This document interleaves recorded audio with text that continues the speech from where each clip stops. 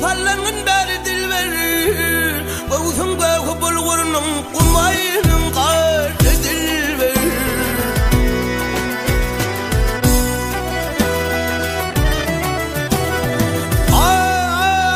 Digarını menmiş tok derdini deri dilber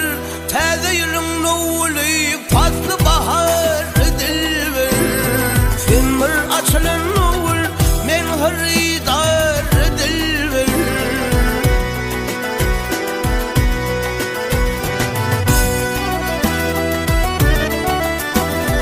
Ay dalışta kılvat yerde dillerin acayı Zemek tane dökülün pellerin ne acayı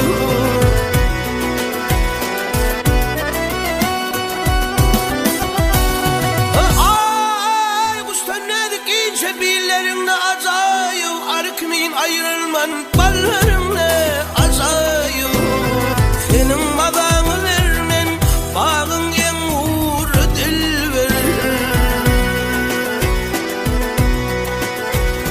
Ah dilber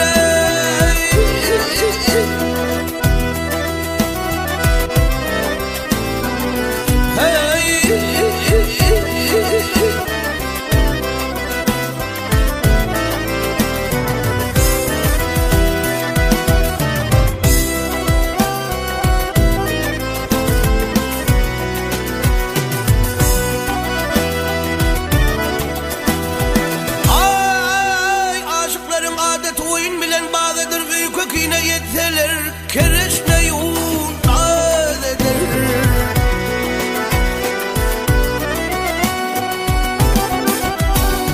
Ay birbirinin iyidinle gülüp gitse razıdır Sesi gelse kulağıma bilbilin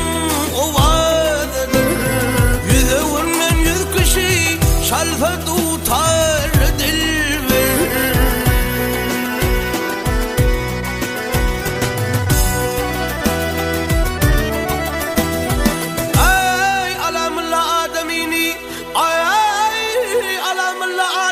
Algaz alıp alsalar melek meydanına